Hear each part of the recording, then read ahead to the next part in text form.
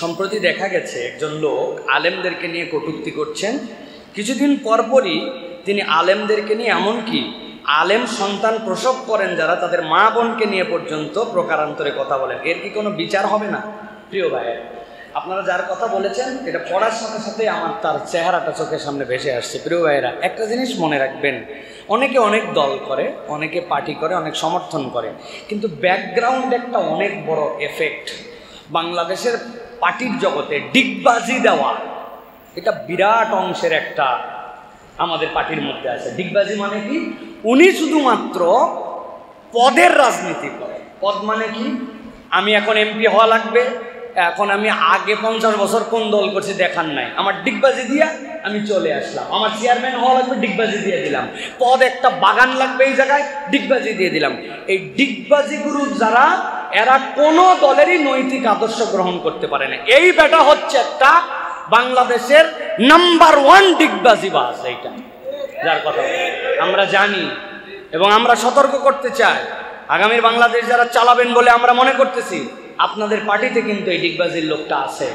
যারা বর্তমান দায়িত্বশীল আছেন, অনেক বিচক্ষণ এবং তরুণ নেতৃত্ব এসেছেন, তারা আশা করব যে সকল ইসলামকে আশ্রয় করে, পছন্দ করে, সংবিধানে যাদের দ্বারা বিভিন্ন ধরনের ইসলামিক ম্যানিফেস্টো যুক্ত হয়েছে, যারা ক্লিন ইমেজ রেখে এখন পর্যন্ত এই দেশে অবস্থান করতেছেন, এই দেশ ছেড়ে যাদেরকে চলে যেতে হয় নাই, বরং বীর দর্পে এই দেশে আবার ফেরত আসছেন, থেকেছেন, তাদের কারো পক্ষ থেকে যদি আলেম ওলামাদেরকে নিয়ে কটূক্তি করা হয় এবং সেখানে যদি চুপ করে বাকিরা শোনেন, তাহলে আপনাদেরকে মনে রাখতে হবে, আমরা কারো কাছে মগজ বিক্রি করি নাই, কারো কাছে আমরা আমাদের ইমান বিক্রি করি নাই।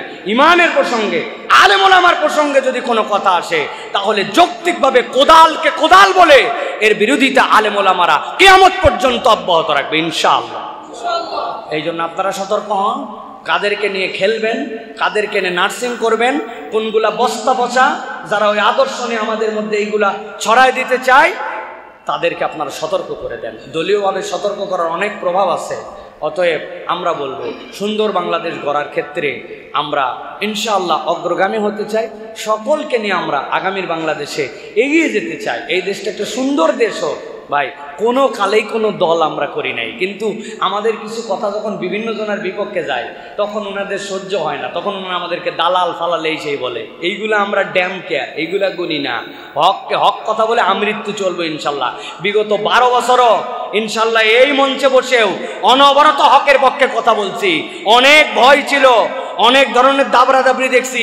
হজরের নামাজের পর বাড়িতে দরজা খোলার আগে লোকজন স্পেশাল বেঞ্চের বসে এসে হুমকি ধামকি সব সহ্য করছি।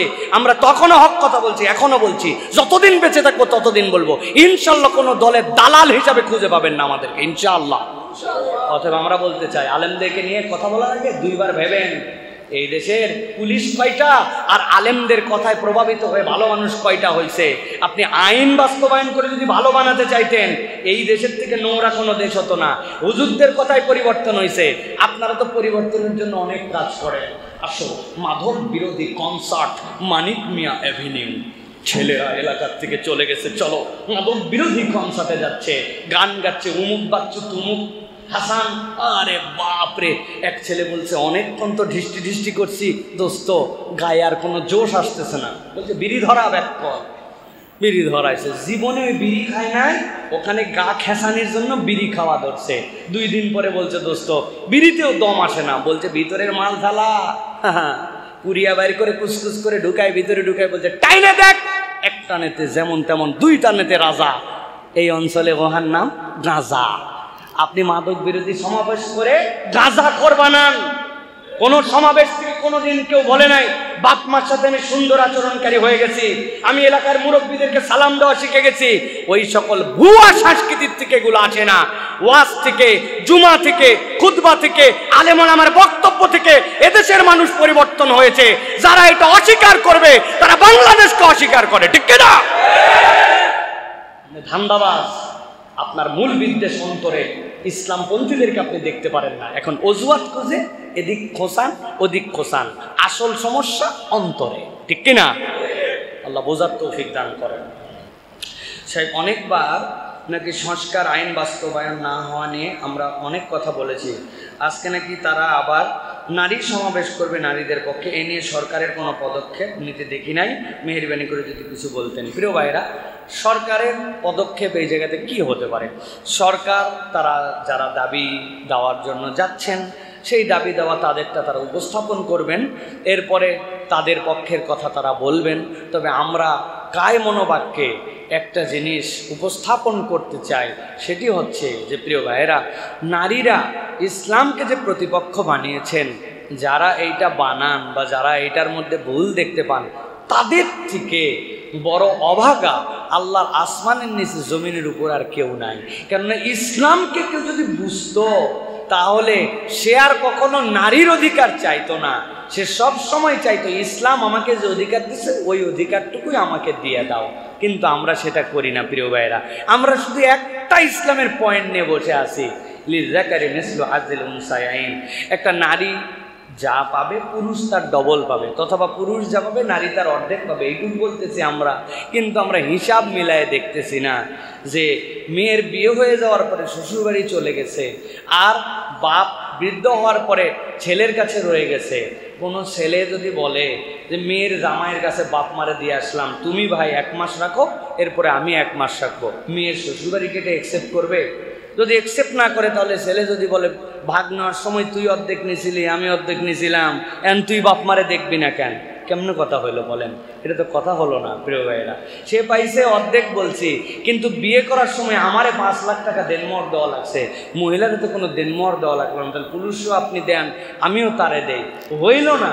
আল্লাহ রাব্বুল আলামিন দফায় দফায় নারীদের জন্য মর্যাদা দিয়েছেন। অনেক পুরুষরা রাগ করতে পারেন অথবা না জেনে থাকলে অবাক হয়ে যেতে পারেন।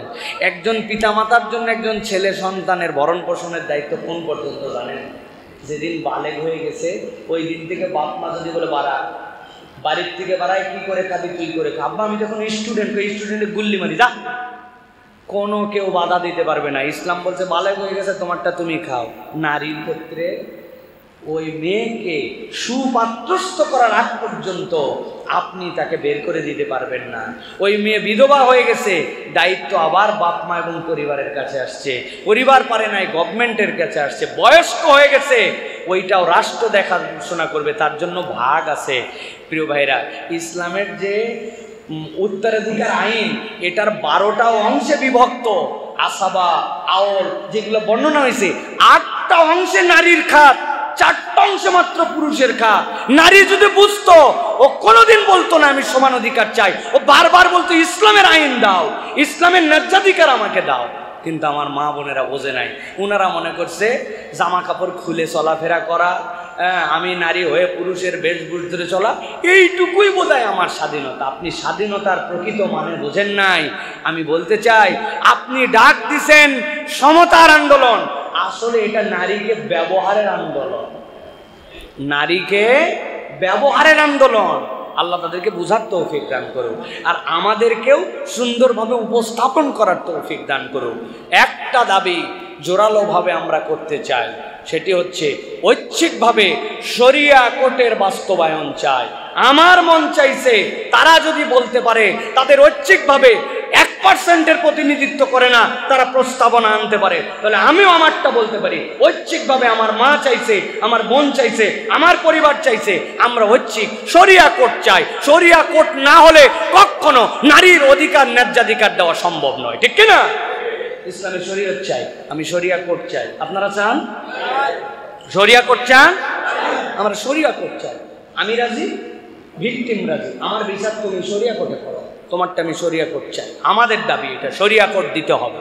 এটা না হলে কখনো প্রকৃতার্থে আপনি অধিকার পাবেন না। আল্লাহ আমাদের বোঝার তৌফিক দান করুন, সরকারকে বোঝার তৌফিক দান করুন।